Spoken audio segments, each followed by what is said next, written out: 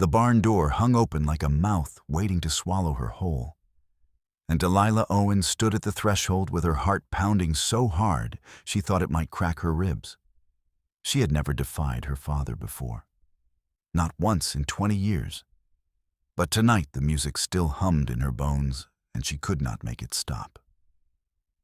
It was late autumn in 1879, and Durango, Colorado had been buzzing with gossip for 3 days straight. The traveling musicians had come through town on their way to Denver, and they had set up in the mercantile owner's yard with fiddles and guitars, and a sound so beautiful it made Delilah's chest ache. She had been walking back from delivering soup to Mrs. Henderson when the music caught her. And before she could think better of it, her feet had started moving. Just a few steps at first, a small sway. But then someone laughed and clapped, and suddenly she was spinning, her skirts flying around her ankles, her face tilted toward the sky. For 3 glorious minutes, Delilah Owens had danced. Then her father's voice had cut through the music like an axe through kindling. Reverend Thomas Owens stood at the edge of the crowd, with his face purple with rage, his Bible clutched in one white-knuckled hand. He had dragged her home by the elbow while the entire town watched. And that night he had stood before his congregation and denounced dancing as the devil's work. He had not named Delilah specifically, but everyone knew. Everyone always knew everything in a town of 300 souls. The women had stopped speaking to her. They crossed the street when they saw her coming. Mrs. Patterson had actually spat at her feet outside the general store. Even the children whispered and pointed, their mothers pulling them close as if sin were contagious. So when Nathan Winters had appeared at the parsonage door that afternoon with his hat in his hands and an offer of work for Delilah, she had nearly wept with relief. She had not expected it. Nathan Winters lived up in the mountains, miles outside of town, and she had only seen him a handful of times when he came down to trade furs and buy supplies. He was not the kind of man who attended church services or socialized at town gatherings. He was not the kind of man anyone really knew at all. But he had stood there on the porch, tall as a lodgepole pine, and twice as solid. With shoulders so broad, they blocked out the afternoon sun. His dark hair fell past his collar, and his forearms were roped with muscle that showed beneath his rolled sleeves. His face was weathered from wind and sun, all hard angles and sharp jaw. And when he spoke, his voice was low and careful. "Heard you might be looking for work, Miss Owens," he had said, not quite meeting her eyes. "I have need of someone to help with preserving and cooking through winter. I can pay fair wages and provide room and board in the cabin I built for my sister before she married and moved to California. Separate from my own place. Respectable." Her father had started to refuse, but Delilah had spoken over him. "I accept." Reverend Owens had sputtered, but there was nothing he could say. The shame of having a daughter who danced was one thing, but turning away honest work when everyone knew the church paid poorly would be quite another. Besides, sending Delilah away might let the scandal die down. So he had agreed with tight lips and narrowed eyes, and warned Nathan Winters that if anything improper occurred, he would answer to God and the law both. Nathan had simply nodded, told Delilah to be ready at dawn, and left. Now she stood in his barn 2 days later, having made the long journey up into the high country where the aspens turned gold against the evergreens and the air tasted like snow. The cabin he had mentioned was indeed separate from his own rough-hewn house, a small but sturdy structure with a stone fireplace and a real glass window. He had shown her around with few words, pointing out the root cellar, the spring house, the chicken coop, the woodpile. Then he had gone back to his work, and she had not seen him for hours. But night had fallen now, and she had heard music drifting from the barn. Not real music, not like the traveling musicians had played, but someone humming low and rhythmic.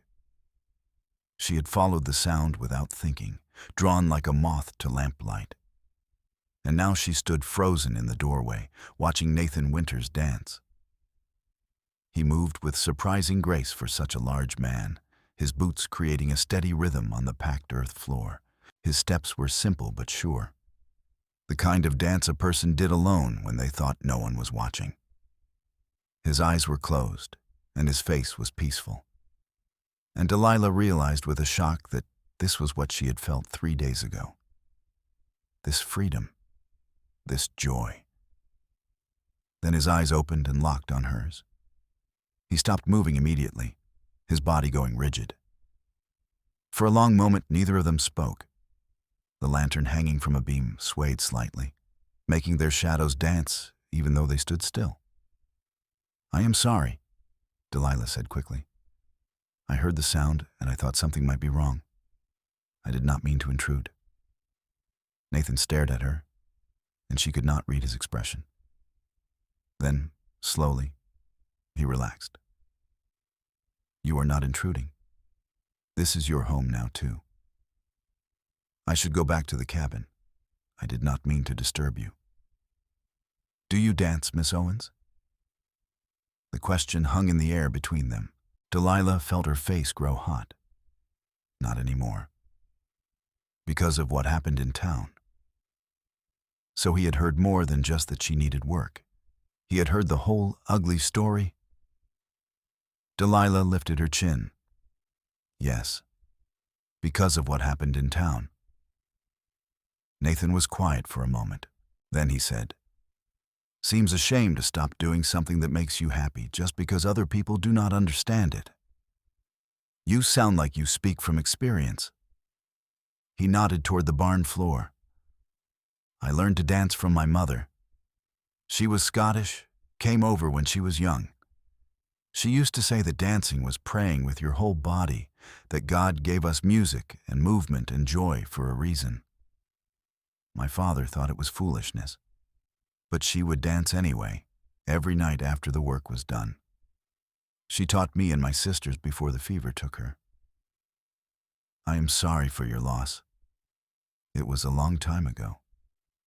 He paused, then added, "But I kept dancing, up here where no one could tell me it was wrong." Delilah felt something crack open in her chest. This man understood. This strange, quiet mountain man, who barely spoke in town, understood exactly what she had lost. "I miss it," she whispered. "I know that sounds foolish. It was only 3 minutes of my life. But I miss it so much it feels like mourning." Nathan held out his hand. "Then dance." She stepped back instinctively. "I cannot." "Why not?" "Because it is wrong. Because my father said it leads to sin and wickedness. Because the whole town thinks I am shameful. Your father is not here. The town is not here. It is just you and me in this barn, and I promise you that I see nothing shameful about dancing." His hand remained extended, steady and sure. "One dance, Miss Owens, so you can remember what it feels like to be happy." Delilah looked at his hand. It was rough and calloused, marked with the kind of scars that came from hard living and honest work. She thought about her father's hands, soft from holding Bibles instead of axes. She thought about the women in town with their pinched faces and cold eyes. She thought about the music that had moved through her like lightning 3 days ago. She took his hand. Nathan pulled her gently into the open space in the center of the barn. He began to hum the same tune she had heard from outside, low and steady. And then he started to move. His hand settled on her waist, proper and respectful, and he guided her through simple steps that even she could follow. Forward and back, side to side, a slow turn. Delilah felt tears prick her eyes. It was nothing like the wild spinning she had done in town, but it was everything. The warmth of another person's hand in hers, the steady rhythm of boots on earth, the gentle sway of movement in time with music. She had not realized how lonely she had been until this moment when she was not lonely anymore. They danced in silence, except for Nathan's humming, moving through the lamplight and shadow. He did not speak, did not push her to go faster or do more. He simply danced with her, patient and kind, letting her find her own rhythm. When the song ended, he released her carefully and stepped back. "Thank you, Miss Owens." "You are thanking me?" "I should be thanking you. It has been a long time since I danced with anyone but my own shadow." He gave her a small smile, the first real expression she had seen on his usually serious face. It was nice to have a partner. Delilah wiped at her eyes, embarrassed by the tears. "I should go. It is late. I will walk you back to the cabin." "That is not necessary. It is only 50 yards. There are mountain lions in these woods, Miss Owens. I will walk you back." They stepped out into the cold night air. The stars were so bright and numerous up here in the high country that they looked like spilled salt across black cloth. Delilah had never seen so many stars in town, where the buildings and smoke obscured the sky. At the cabin door, Nathan tipped his hat to her. "Sleep well, Miss Owens. I will see you at breakfast." "Mr. Winters?" She turned back to him. "Thank you. For the work and for the cabin and for the dance. Thank you for all of it. Just, Nathan is fine, and you are welcome." He paused, then added, "If you ever want to dance again, the barn is always open." Then he was gone, his footsteps crunching away through the fallen leaves toward his own house. Delilah went inside and sat on the edge of the narrow bed. Her whole body hummed with something she could not name. Relief, maybe, or hope, or something more dangerous that she was not ready to examine too closely. She had come up this mountain expecting nothing more than honest work and escape from shame. She had not expected kindness. She had certainly not expected to find someone who understood. She lay awake for a long time that night, staring at the ceiling beams and thinking about Nathan's hand on her waist, steady and warm and completely proper.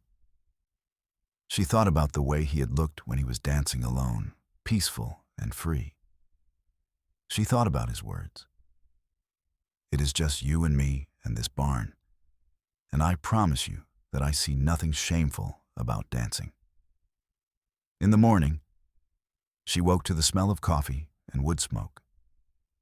She dressed quickly in her simple work dress and apron, braided her dark hair, and stepped outside to find Nathan already busy at the woodpile. He had his shirt sleeves rolled up despite the chill, and she could see the flecks of muscle in his forearms as he brought the axe down in steady, powerful strokes. Sweat gleamed on his neck, even in the cold air. He looked up when he heard her approach and straightened, wiping his brow with the back of his hand. "Morning, Miss Owens. There is coffee in the pot by the fire, and biscuits if you are hungry." "You did not need to make breakfast. That is supposed to be part of my job. You only just arrived. Did not seem right to put you to work before you had even settled in." He sunk the axe into the chopping block and picked up the armload of split wood he had been stacking.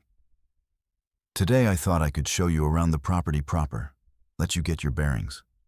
Tomorrow we can start on the preserving work. I have 3 deer hanging in the smokehouse that need attention, and the garden still has squash and root vegetables to be harvested and stored." They spent the morning walking the property. Nathan showed her the creek where they got water, the best places to forage for wild greens and mushrooms, the paths that led down to the lower meadows where he kept a small herd of goats. He pointed out landmarks so she would not get lost, warned her about deadfalls and steep drops, showed her where he had seen bear sign and cougar tracks. He spoke more in those few hours than she had heard him speak in all the times he had come to town combined. Not constantly, not chattering, but offering information when it was needed and occasionally pointing out things he thought might interest her. A hawk's nest high in a pine, a patch of late-blooming wildflowers, the way the valley looked from the ridge above his cabin, spreading out in layers of gold and green, down to where the La Plata River glinted like silver thread. "It is beautiful up here," Delilah said, catching her breath at the top of the ridge. "How long have you lived here?" 8 years. Came out here after I left Missouri. Spent some time trapping and trading, saved my money, bought this land, and built the cabins." He gestured toward the structures far below. "My sister lived with me for 3 years before she met her husband. It was lonely after she left, but I am used to my own company." "Do you never get tired of being alone?" Nathan was quiet for a moment. "Sometimes. But I got more tired of being around people who thought they knew what was best for me. Who thought they could tell me how to live, and what to believe, and who to be." He glanced at her. "I expect you understand something about that." She did. She understood more than she wanted to admit. They worked together over the following days, falling into an easy rhythm. Delilah proved herself capable with the knife and the preservation work, helping Nathan cut and salt the venison, render the fat for tallow, smoke strips of meat into jerky. She harvested the last of the garden, sorted the good produce from the bad, and stored everything carefully in the root cellar. She collected eggs from the chickens, milked the goats, churned butter, baked bread. Nathan worked alongside her when he could, or went off to check his trap lines and hunt for more meat to see them through winter. He was not talkative, but his presence was steady and comfortable. He did not hover or criticize or try to control her work. He simply trusted her to do what needed to be done. And every evening after supper, she would hear music coming from the barn. The first few nights she stayed away, unsure if the invitation he had extended was genuine or simply politeness. But on the 4th night, she found her feet carrying her across the yard without conscious thought. She stood in the doorway just as she had that first time, watching Nathan dance alone in the lantern light. This time he saw her immediately and held out his hand without a word. They danced. It became a ritual.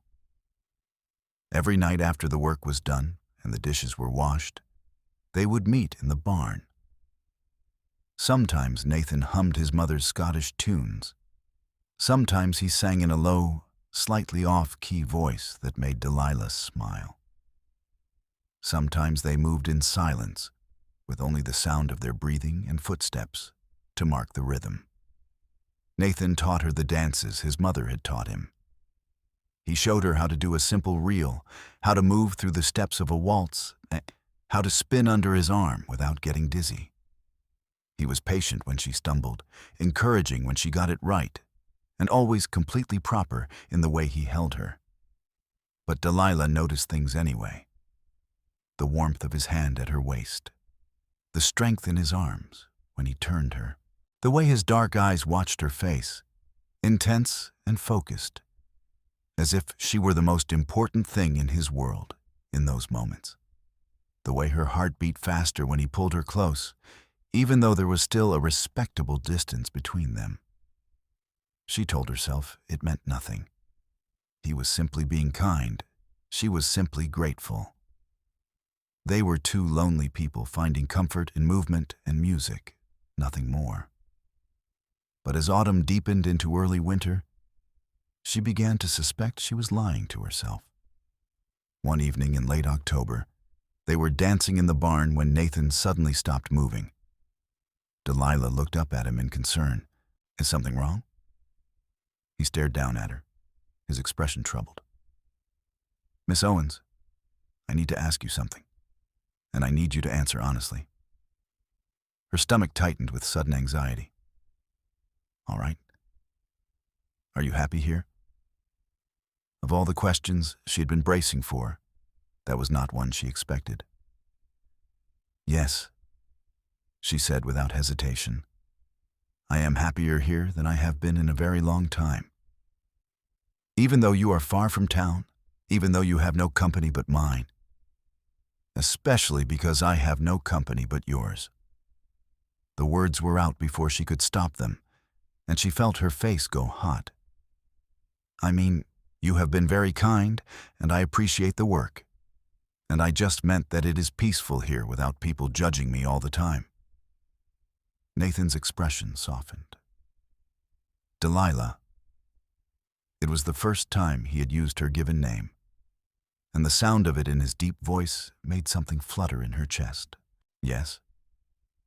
I did not offer you this job just because I heard you needed work."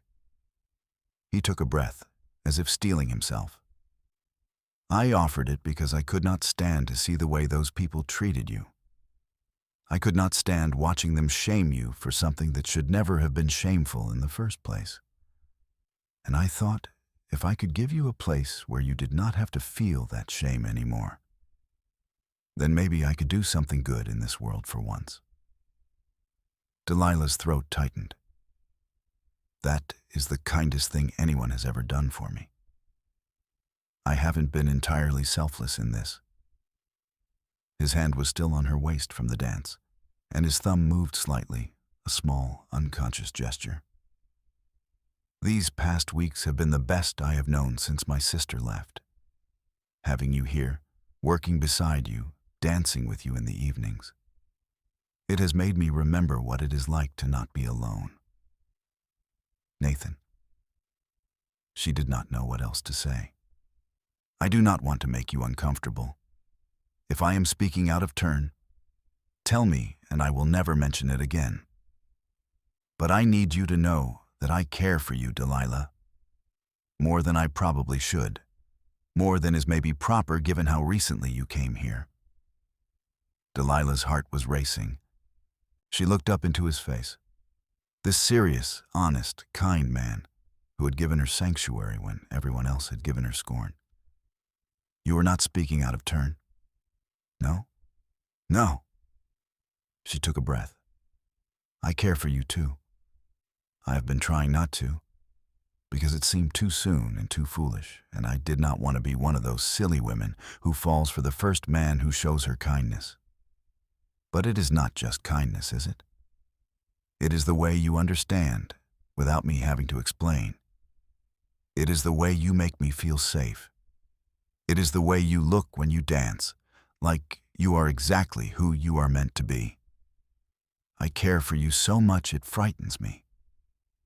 Nathan's hand tightened on her waist, pulling her the smallest bit closer. "You do not need to be frightened, not of me. Not ever. I know." And she did know, with a certainty that went bone deep. Whatever else Nathan Winters might be, he was not someone who would hurt her. He lifted his other hand slowly, giving her time to pull away, and touched her cheek with his rough fingertips. "Can I kiss you, Delilah?"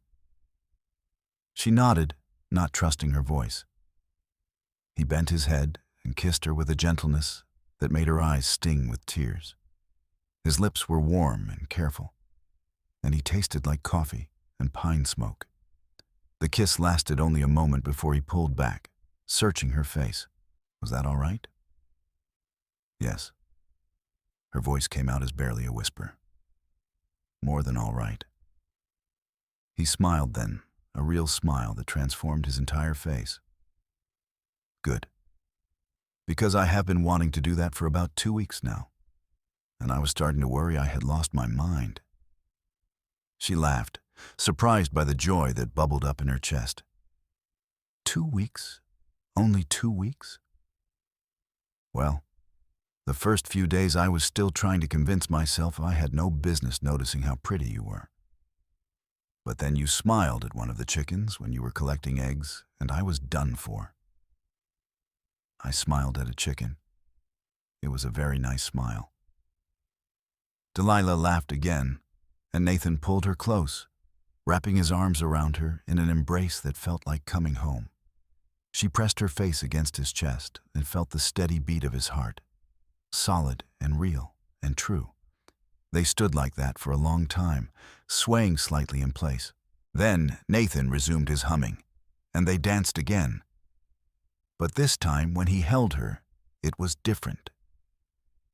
This time there was no pretense of mere partnership. This time it was two people who had found each other in the wilderness and decided they did not want to be alone anymore. The first snow came in early November, dusting the high peaks white and turning the morning air sharp enough to burn the lungs. Delilah woke to find frost on the cabin window, and when she stepped outside, she found Nathan already building up the fire in her hearth. "Morning," he said, straightening from the fireplace. "Thought you might need extra wood today. It is going to be cold." "You do not need to keep bringing me wood. I am perfectly capable of carrying it myself." "I know you are, but I like doing things for you." He brushed off his hands and moved toward the door, then paused. "I was thinking, since winter is settling in, it might make sense to move you into the main house. The cabin is fine in autumn, but it gets bitter cold come January, and you will go through twice the firewood trying to keep it warm. The main house has better insulation and a bigger hearth, and there is a spare room upstairs that is plenty comfortable." Delilah felt her stomach flip. Living under the same roof as Nathan seemed both thrilling and terrifying. What would people say? There are no people here, just us. He met her eyes. "But I understand if you would rather stay separate. I am not trying to rush you into anything. I just do not want you to freeze." The practicality of his argument was undeniable. And the truth was, she trusted him. More than that, she wanted to be near him, wanted to share meals and evenings and quiet mornings without having to walk across the yard in the freezing dark. "All right," she said. "I will move into the spare room." Nathan's face lit up with such genuine happiness that it made her chest ache. "I will help you carry your things over." They spent the morning moving her small collection of belongings into the main house. The spare room was indeed comfortable, with a real bed frame and a thick quilt and a window that looked out toward the mountains. The main house was larger than the cabin, with a kitchen area and a sitting space near the hearth, and a small room off to the side that Nathan used for storing furs and gear. That night, they cooked supper together in the shared kitchen, and it felt so natural that Delilah kept forgetting, knowing this was not how things had always been. Nathan moved around the space with easy familiarity, showing her where he kept things, asking her opinion on seasonings and cooking times. They ate at the table together while the fire crackled and snow began to fall outside. Light and gentle for now. "Tell me about your family," Delilah said, breaking the comfortable silence. "You mentioned your mother and your sister, but never your father." Nathan's expression tightened slightly. "Not much to tell. He was a hard man, believed in hard work and harder punishment. He did not much approve of my mother's ways, but she was stubborn enough to do what she wanted anyway. After she died, he got meaner, started drinking, started taking his anger out on me and my sisters with a belt. Nathan, I am so sorry. I left as soon as I was old enough, sent money back for my sisters until they were grown. The youngest, Clara, is the one who lived with me here. The others married and stayed in Missouri. We write sometimes, but not often." He took a drink of water. "I do not regret leaving. That place was killing me, slowly but surely. Out here I can breathe." Delilah understood. She had left her own home behind, and while her father had never raised a hand to her, his words had been weapons enough. "My father is not a bad man," she said slowly. "But he is so convinced he knows the right way to live, that he cannot see there might be other ways that are just as good. He loves his congregation more than he ever loved me. I was always a disappointment because I asked too many questions and wanted things he could not understand. Like dancing. Like dancing. like reading books that were not the Bible, like wondering what it would be like to travel and see the ocean and meet people from different places. He said those were worldly desires, and I should pray them away. Did you? I tried. But they never went away. She looked across the table at Nathan. I think I was waiting for someone to tell me it was all right to want things, that it did not make me wicked or selfish, that maybe God made me curious and full of longing for a reason. I think you are perfect exactly as you are, Nathan said quietly. Every questioning, curious, dancing part of you. Delilah felt tears prick her eyes. How did you get to be so wise? I am not wise. I just spent a lot of years alone thinking about what matters. And I decided that being true to yourself matters more than being what other people expect. He reached across the table and took her hand. You are the bravest person I know, Delilah Owens. You kept dancing even when it cost you everything. That takes courage most people do not have. She looked down at their joined hands, his so large and rough, hers small and smooth by comparison. I do not feel brave. I feel like I am still figuring out who I am supposed to be. Maybe that is what bravery is, figuring it out as you go, even when you are scared. They sat together in the firelight, hands clasped, while the snow fell heavier outside. Later, they would dance in the barn as they always did, moving through the lamplight with practiced ease. But for now, they simply sat, two people who had found each other against all odds, learning what it meant to not be alone. The weeks passed in a blur of snow and work and stolen moments of joy. Nathan and Delilah settled into the rhythms of living together, learning each other's habits and preferences. He liked his coffee strong and black. She preferred hers with cream and honey. He woke before dawn and went to bed early. She liked to stay up reading by the fire, though she had precious few books to choose from. Nathan noticed this one evening in mid-November when he found her reading the same book of poetry for the third time. You have already read that twice, he observed from where he sat mending a harness. I know, but it is this or the Bible, and I have read that more times than I can count. He was quiet for a moment, then set aside his work. Wait here. He disappeared into his room and returned a few minutes later with a wooden box. He set it on the table and opened it, revealing a collection of worn books. These were my mother's. I cannot read most of them because they are in Gaelic, but there are a few in English. You are welcome to them if you like. Delilah lifted out the top book with reverent hands. It was a novel by Walter Scott. Its pages yellowed with age, but the text still clear. Beneath it were more books.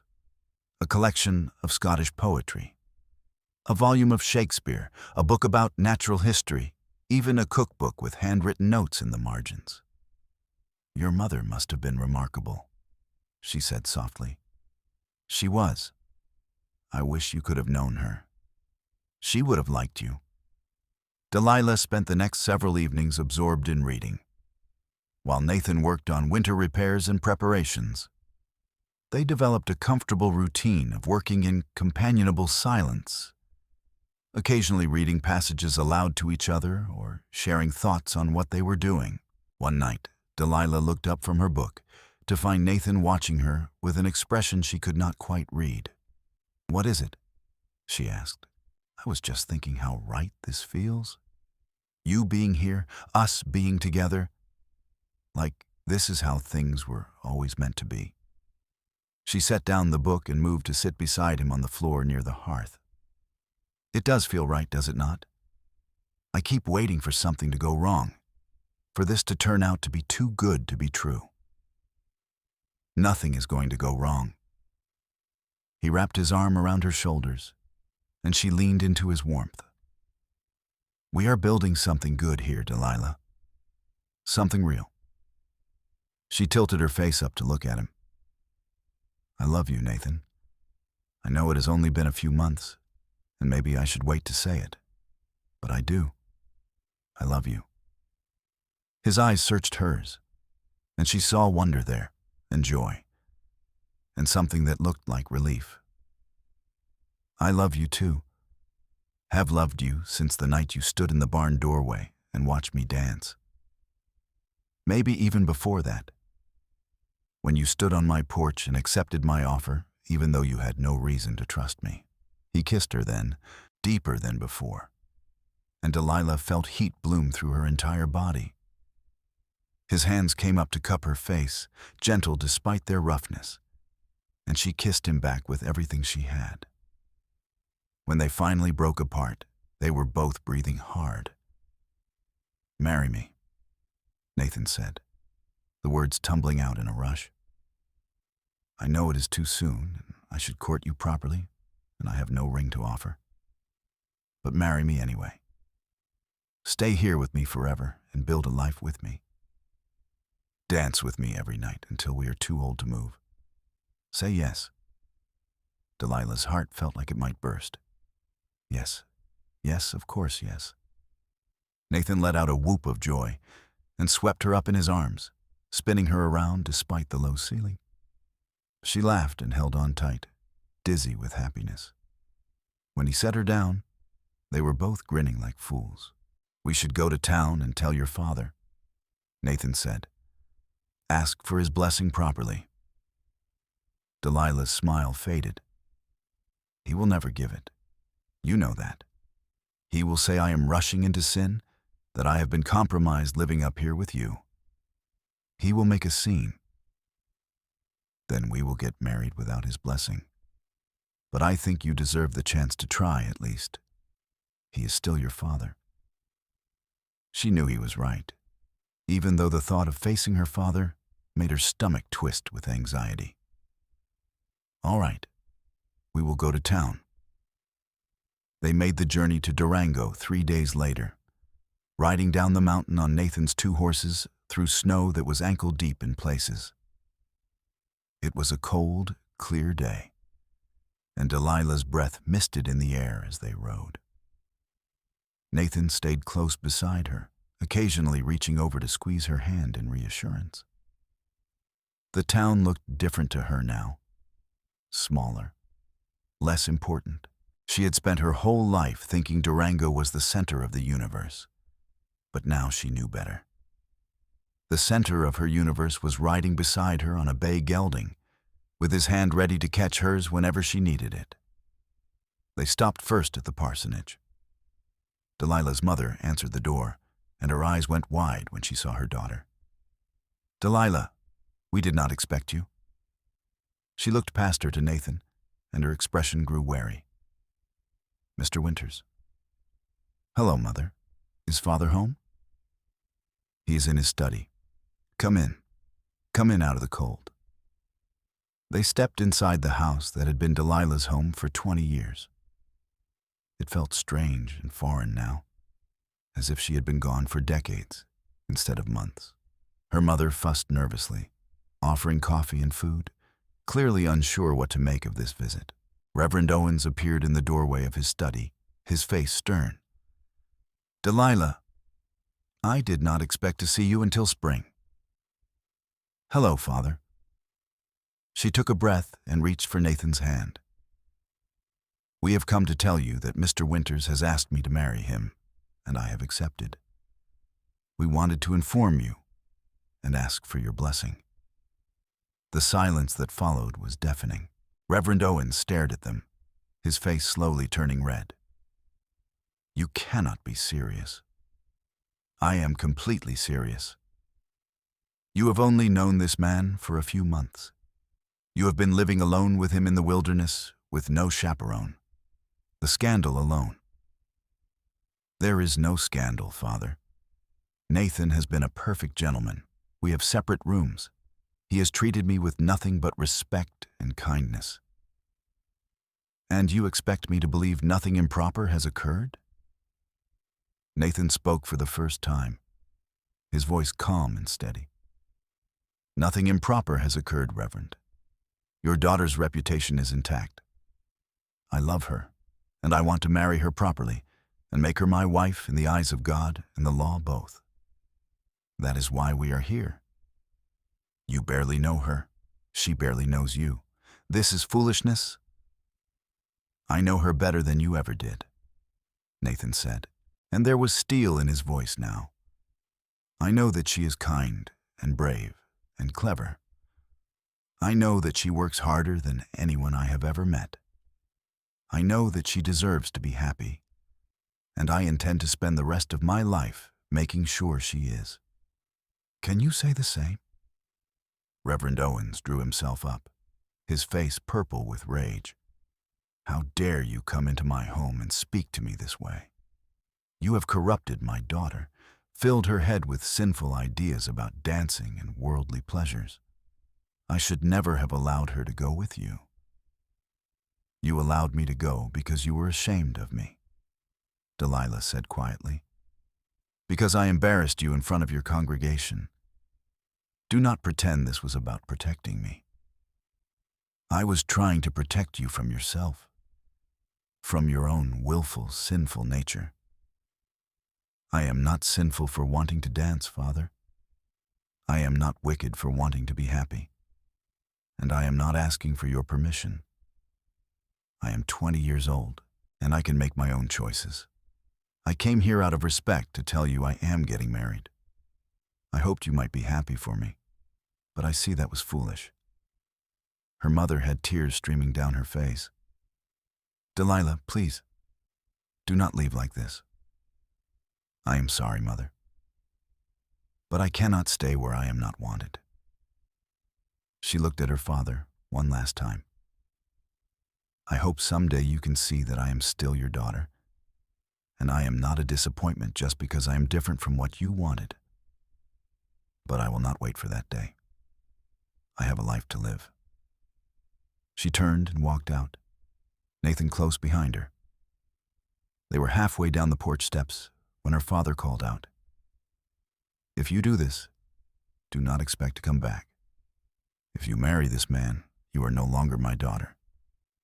Delilah paused, her hand on the railing.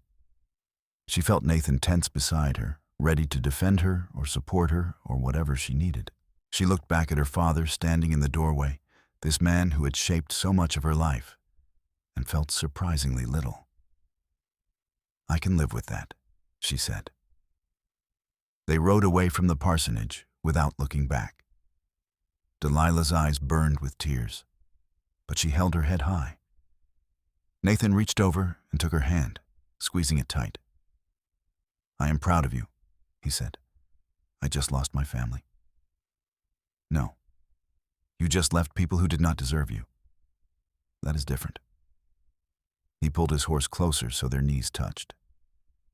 "You have me now, and I swear to you, Delilah, I will never make you feel like you have to be anything other than exactly who you are." She believed him. They were married 3 days later by a traveling preacher who happened to be passing through Durango. Nathan bought Delilah a simple gold ring from the jeweler, and she wore her best dress. And they spoke their vows in the saloon because it was the only building in town large enough to hold the small crowd that gathered. To Delilah's surprise, several townspeople came to witness the ceremony. The mercantile owner and his wife, the blacksmith, Mrs. Henderson, who Delilah had brought soup to months ago. Even a few of the women who had shamed her were there, looking slightly guilty but offering small smiles. The saloon owner, a gruff man named Murphy, refused to let them pay for the use of the space. "Any woman brave enough to dance in the street and marry a mountain man deserves a proper wedding," he declared. So they were married with whiskey glasses raised in toast and well wishes called out from the small crowd. Nathan kissed his bride with such tenderness that several of the women sighed. And when they walked out of the saloon as husband and wife, someone threw rice despite the expense.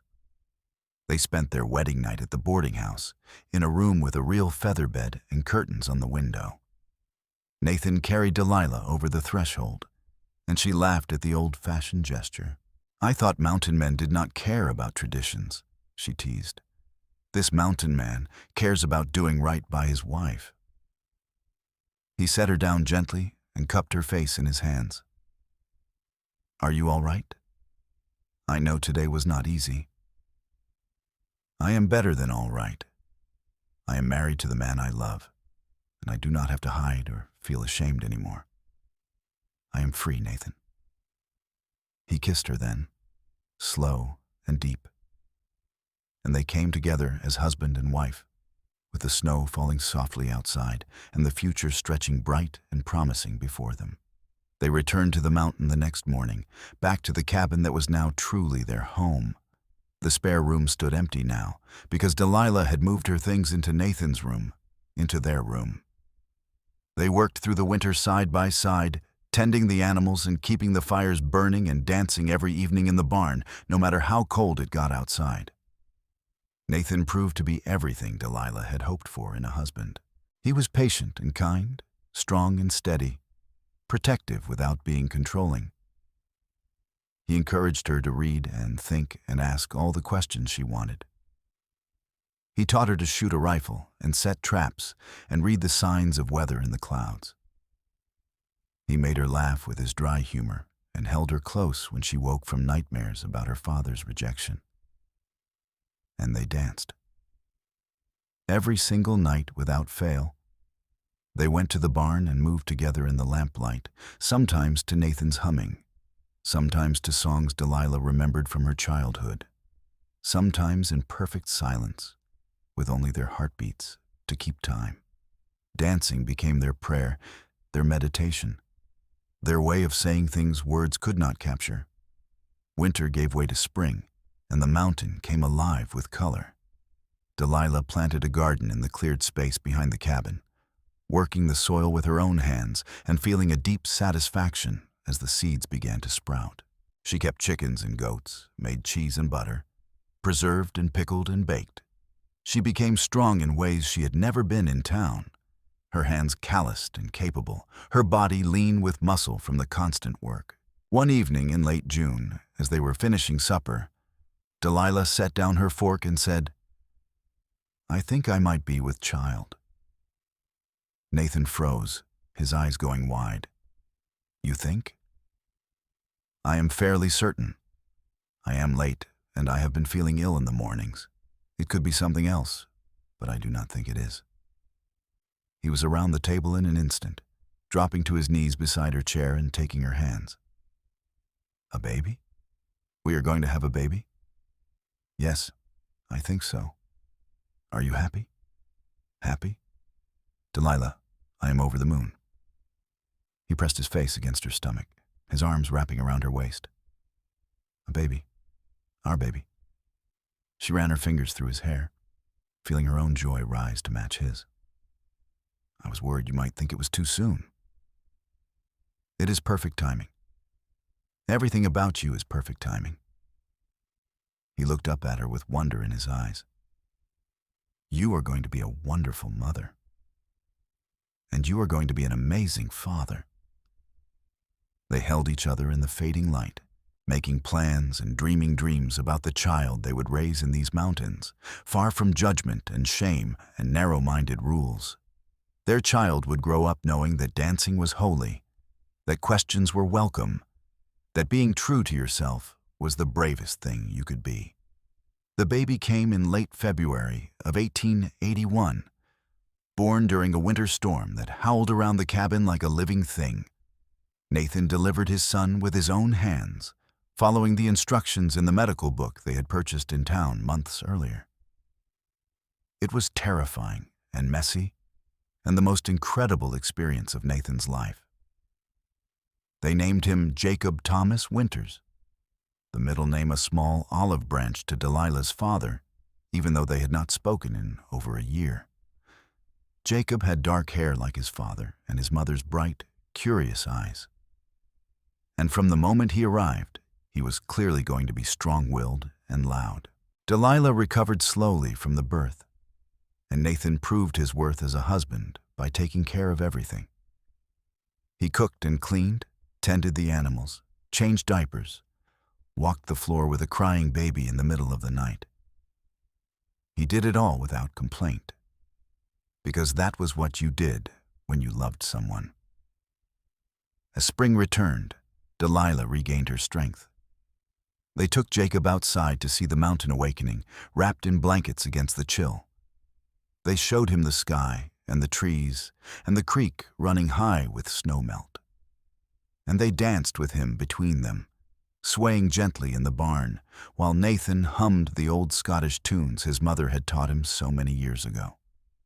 "He is going to grow up knowing how to dance," Delilah said, watching her son's face as he looked around in wonder.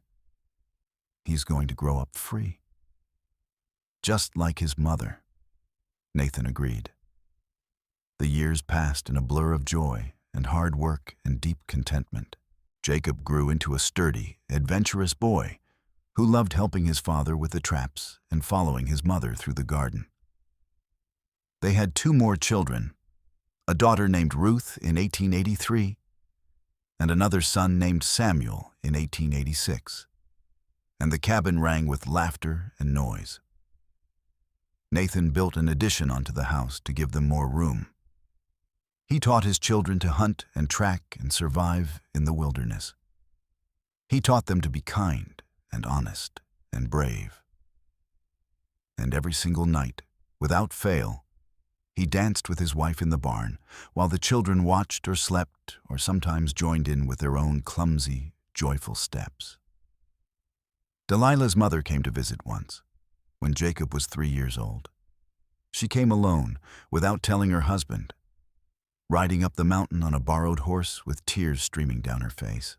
She met her grandchildren and saw the life her daughter had built. And when she left, she hugged Delilah tight and whispered, "I am so proud of you." It was not a full reconciliation, but it was something. Delilah's mother visited once or twice a year after that, always in secret, always brief. She never convinced her husband to change his mind about his daughter, but she refused to let that stop her from knowing her grandchildren. Reverend Owens himself appeared on their doorstep in the summer of 1889, looking older and more frail than Delilah remembered. He had come, he said, because he was dying. The doctor had given him 6 months at most, and he wanted to make peace before he met his Maker. Delilah invited him in and introduced him to his grandchildren. She served him coffee and bread. She showed him around the property and let him see the life she had built. And when he tried to apologize, stumbling over words about being wrong and too harsh, she stopped him. "I forgive you," she said simply. "Not because you deserve it, but because I do not want to carry anger anymore. You hurt me deeply, Father. You made me feel worthless and shameful for being who I am. But I survived that, and I built something beautiful anyway. So I forgive you, and I hope you find peace." Her father wept then, the first time she had ever seen him cry. He held his grandchildren and told them they were lucky to have such a strong mother. He shook Nathan's hand and thanked him for taking care of his daughter. And when he left, Delilah felt something tight in her chest finally release. He died 3 months later, and Delilah attended the funeral with her husband and children at her side. The town looked at them with curiosity and some lingering judgment, but also with a measure of respect. Delilah Winters was not the same girl who had been shamed for dancing 8 years ago. She was a woman who had chosen her own path and walked it with her head high. And there was something admirable in that, even to those who had condemned her. After the funeral, they returned to their mountain, to the life they had built in the wilderness. The children grew and thrived. Jacob became an excellent hunter and tracker like his father. Ruth loved books and learning like her mother, always asking questions and seeking answers. Samuel was quiet and artistic, spending hours drawing the animals and plants he saw around the cabin. Nathan's hair started to show silver at the temples, and Delilah found lines around her eyes when she looked in the mirror. But they were lines from smiling and squinting in the sun, and she did not mind them. They had built a good life together, full of love and laughter and hard-earned peace. One evening when Jacob was 15 and preparing to go to Denver to study medicine, the whole family gathered in the barn. Nathan took Delilah's hand, and they danced while their children played music on instruments Nathan had taught them to make. It was not fancy music, just simple melodies on a homemade fiddle and drum, but it was the most beautiful sound Delilah had ever heard. "We did it," she whispered to Nathan as they moved together through the familiar steps. "We raised good humans." "We did," he agreed, "and we are not done yet. We have years ahead of us still, wife." "Good. I am not nearly finished dancing with you." He laughed and spun her under his arm, and she went willingly, joyfully. This woman who had once been shamed for 3 minutes of happiness and had turned that shame into a lifetime of love. The years continued to pass, bringing both joys and sorrows, as all lives do. Ruth married a schoolteacher from town and moved to Durango, where she opened a small school of her own and taught children that curiosity and questions were gifts, not sins. Samuel became a traveling artist, selling his paintings of the Colorado mountains to people back east who dreamed of the wild frontier. Jacob became a doctor and returned to practice in Durango, where he cared for both townspeople and mountain folk, without judgment or prejudice. Nathan and Delilah grew old together in their cabin in the high country.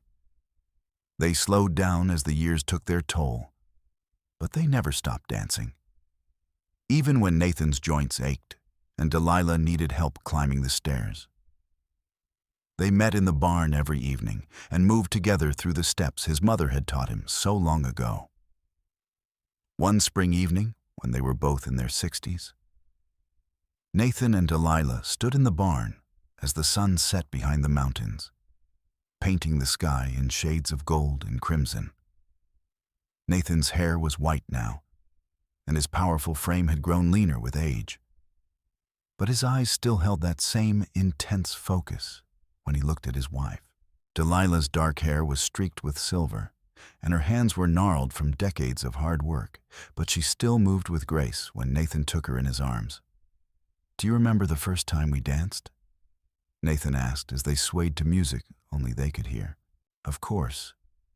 You hummed that Scottish tune your mother taught you, and I cried because I thought I would never dance again. I knew that night I was going to love you. I did not know how much or for how long, but I knew." Delilah smiled up at him. "I am grateful every single day that you came to town that afternoon, that you offered me work and sanctuary and eventually love. You saved me, Nathan Winters." "No, you saved yourself. I just gave you a place to land." He kissed her forehead. "You are the bravest person I have ever known, Delilah. You took shame and turned it into joy. You took judgment and turned it into freedom. You changed not just your own life, but our children's lives and their children's lives. You taught them all that being true to yourself is the most important thing you can be." "We taught them that. Together. Together," he agreed. They danced until the stars came out, until their legs were tired and their backs ached. Then they walked hand in hand back to the cabin, where a fire burned warm in the hearth and grandchildren's drawings hung on the walls and shelves held books in multiple languages and photographs of children and grandchildren who had scattered across the West, but always came home to this mountain when they needed to remember where they came from. That night, lying in bed with Nathan's arms around her, Delilah thought about the girl she had been at 20, the girl who had danced in the street and been shamed for it, the girl who had been so frightened and lost and certain she would never be happy. If she could go back and tell that girl what was waiting for her in the mountains, she would say, "It gets better. The shame does not last. The people who love you will find you, and you will dance every single day for the rest of your life." She would tell that girl about the mountain man with broad shoulders and gentle hands, who would teach her that strength and kindness could exist in the same person. She would tell her about the children they would raise together, free and curious and brave. She would tell her about decades of laughter and work and quiet contentment, about nights spent dancing in a barn while the world turned outside, about growing old with someone who never once made her feel small. But she could not go back, and that was all right. That girl had been brave enough to take the first step, and everything else had followed. Nathan's breathing had deepened into sleep beside her, and Delilah pressed closer to his warmth. She thought about tomorrow, when their daughter Ruth was bringing her children to visit. They would fill the cabin with noise and energy, and Delilah would teach her granddaughters to bake bread and her grandsons to identify animal tracks. Nathan would tell stories about the old days and show them how to carve and whittle. And in the evening, they would all gather in the barn and dance together. 3 generations learning the same lessons about joy and freedom and being unafraid to move to your own music. Outside, the wind whispered through the pines, and an owl called in the distance. Inside, Delilah Winters smiled in the darkness and let herself drift into sleep, content in the knowledge that she had lived a life worth living. The final years of their lives were gentle ones. Nathan and Delilah moved more slowly, worked less strenuously, but their love never diminished. If anything, it grew deeper with each passing day, worn smooth like river stones by time and familiarity. They knew each other's thoughts before they were spoken, could communicate with a glance or a touch. They had become one person in 2 bodies, so intertwined that it was impossible to say where one ended and the other began. On a warm summer evening in 1903, when Delilah was 63 and Nathan 65, they danced in the barn one last time. Nathan had not been feeling well for several weeks, growing short of breath with any exertion, but he insisted on their evening dance. They moved slowly through the familiar steps, his hand steady at her waist, her head resting against his chest so she could hear the labored beat of his heart. "I love you," he whispered into her hair. "I have loved you since the moment you walked into this barn and caught me dancing alone. I will love you until I draw my last breath and beyond." "I love you too," she replied, her voice thick with emotion. "You gave me everything, Nathan. A home, a family, freedom, joy. You gave me myself."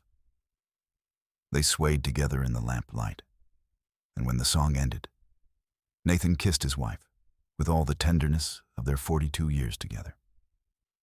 Then they walked back to the cabin, arms around each other, and went to bed. Nathan died in his sleep that night, peacefully and without pain. Delilah woke to find him gone, and though her heart shattered, there was also gratitude. He had lived a good life. He had been happy. He had died in the home he built, surrounded by evidence of the family they had created, with his wife beside him. They buried him on a high ridge overlooking the valley, where he could see forever. The whole family came for the funeral, children and grandchildren, and even a few great-grandchildren, all gathering to remember the man who had taught them about strength and gentleness, about choosing your own path, about the holiness of dancing in the light of a barn lantern. Delilah stayed in the cabin after Nathan died, refusing her children's offers to move to town or live with one of them. This was her home. This was where she and Nathan had built their life, and she was not leaving it. She was slower now, more fragile, but she managed. Ruth visited often, and Jacob stopped by weekly to check on her health and Samuel sent letters and paintings from wherever his wanderings took him. And every evening, without fail, Delilah walked to the barn alone. She lit the lantern and stood in the center of the space where she and Nathan had danced for so many years. Sometimes she moved through the steps, though her body was too old and tired to do them justice anymore. Mostly she just stood there, remembering the first night she had watched Nathan dance alone, remembering the first time he had taken her hand and pulled her into the music, remembering decades of evenings spent moving together, speaking without words, celebrating the simple joy of being alive and together. She talked to him there in the barn, told him about her day, about the grandchildren's visits, about the garden and the weather and all the small details of life. She believed he could hear her.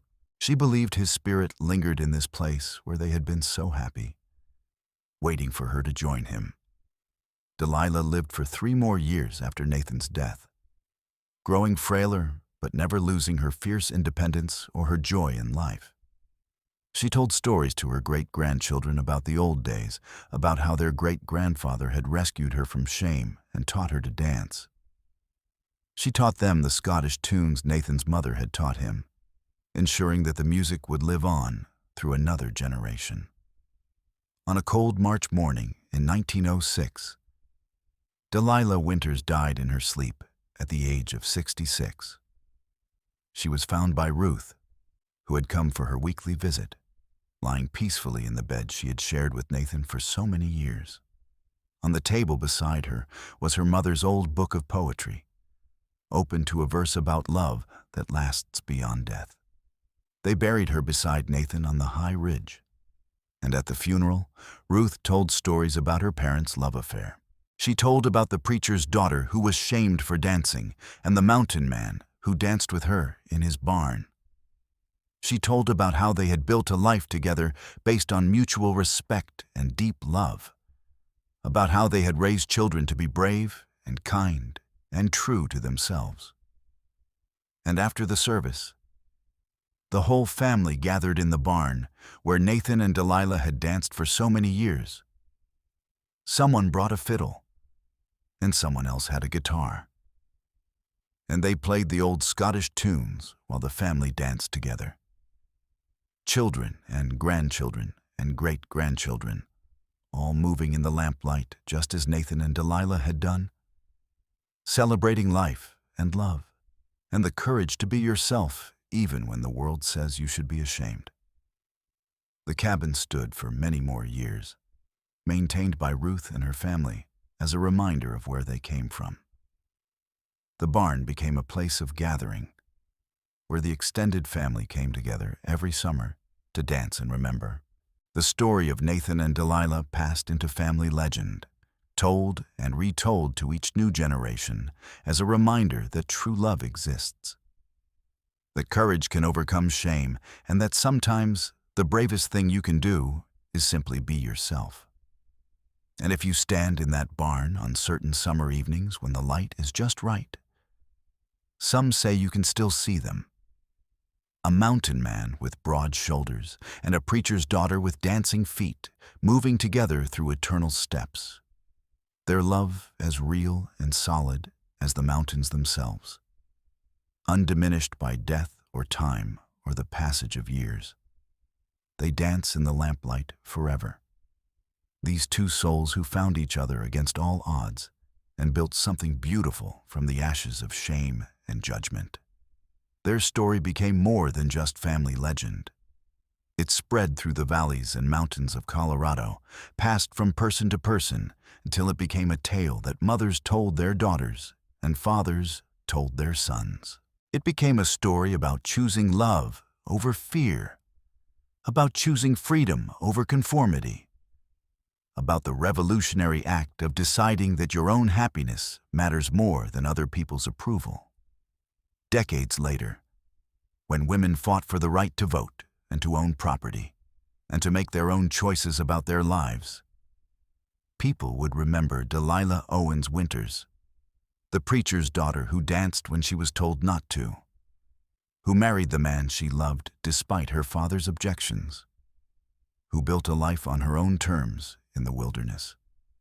They would remember Nathan Winters, the mountain man who saw a woman being shamed and decided to offer her sanctuary, who loved with his whole heart and raised his children to be brave and kind. The cabin eventually fell into disrepair, as all things must, but the story never did. It lived on in books and songs, in family histories and local legends. The barn was restored in the 1950s by one of Samuel's granddaughters, who turned it into a community space where people could gather to dance and celebrate. Every year, on the anniversary of Nathan and Delilah's wedding, there is a dance held in that barn, and people come from all over Colorado to participate, to remember, to honor two people who proved that love and courage can overcome anything.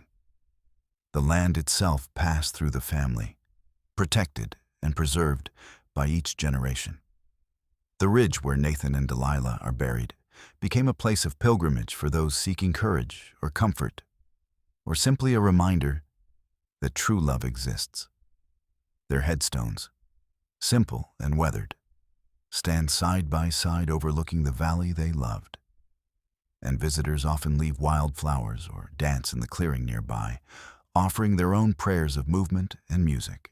The story of the preacher's daughter and the mountain man became a story about all of us, about every person who has ever felt judged or shamed for being themselves, about every person who has ever had to choose between other people's expectations and their own happiness. It became a story about finding your place in the world, about finding the person who sees you for who you really are, and loves you not despite your differences, but because of them. And somewhere, in whatever comes after this life, Nathan and Delilah Winters dance together still, their love unbound by physical limitations or the constraints of time. They move through eternal music, hand in hand, heart to heart, soul to soul, forever proving that the truest things in this world are love and courage, and the simple, holy act of dancing when your spirit calls you to move. Their legacy lived on, not just in the physical place they inhabited or the children they raised, but in the idea they represented, that it is possible to start over, to build something new, to choose happiness over approval, to dance even when you are told it is wrong. They proved that shame is only as powerful as you allow it to be, that love can heal the deepest wounds, and that sometimes the person who saves you is the one you least expect. Standing in a barn in the wilderness, humming a tune his mother taught him, offering his hand and inviting you to dance. The mountains stand eternal above Durango, Colorado, wearing their snow caps in winter and their green cloaks in summer, unchanged by the passage of time. The La Plata River still runs silver through the valley. The aspens still turn gold every autumn. And in a barn on a high ridge, the spirit of love and courage and defiant joy still lingers, waiting for anyone brave enough to push open the door and step inside, to remember that they too have the right to dance, that they too deserve to be loved exactly as they are, that they too can build something beautiful if they are only brave enough to try. This is the story of She Was the Preacher's Daughter Shamed for Dancing. Mountain Man danced with her in his barn alone. But more than that, it is a story about all of us, about the universal human need to be seen and accepted and loved.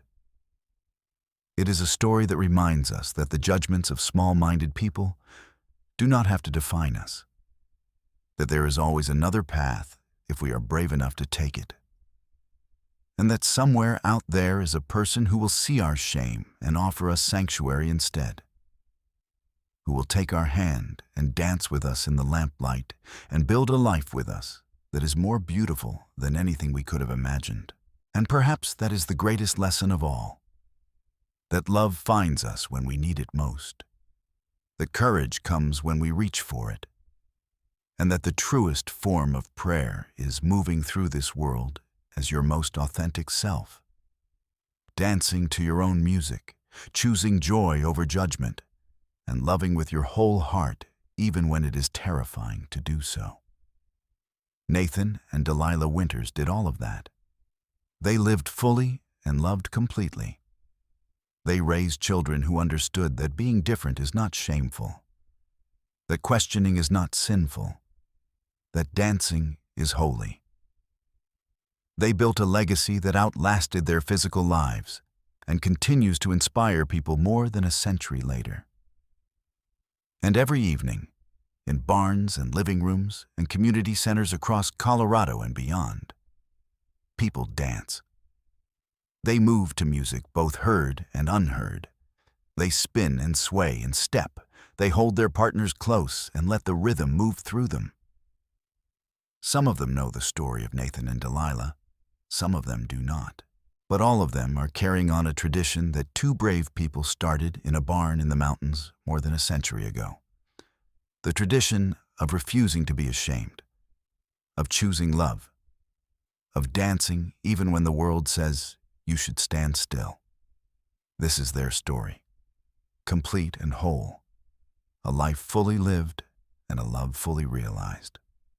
From that first night when a lonely mountain man danced alone in his barn and a shamed preacher's daughter watched from the doorway, to the very end when their great-grandchildren gathered to dance in their memory. It is a story of transformation and triumph, of finding light in darkness and building joy from sorrow. Nathan and Delilah Winters proved that one act of kindness can change everything, that one person's courage can inspire generations, and that love, real, honest, fearless love, can overcome anything this world throws at it. They dance through hardship and happiness, through seasons and years and decades, never losing sight of what mattered most, being true to themselves, being there for each other, and choosing joy every single day. Their story ends here, on a high ridge overlooking the mountains, with two headstones standing side by side and a barn full of memories waiting below. But in another way, their story never ends at all. It lives on in every person who has ever been shamed and found the courage to stand tall anyway. It lives on in every act of kindness offered to a stranger in need. It lives on in every couple who chooses love over convention, who builds a life based on mutual respect and shared joy, who dances together through all the seasons of life. This is the complete story of the preacher's daughter and the mountain man, of shame transformed into triumph, of a love that lasted a lifetime and beyond. It is a story that reminds us all that we have the power to write our own endings, to choose our own paths, to dance our own dances regardless of what anyone else thinks. And perhaps, if we are very lucky and very brave, we too will find our own barn in the wilderness, our own partner to dance with in the lamplight, our own story of love and courage that will outlast our brief time on this earth and inspire those who come after us to be brave, to be true, to be unafraid to dance when the music calls them home.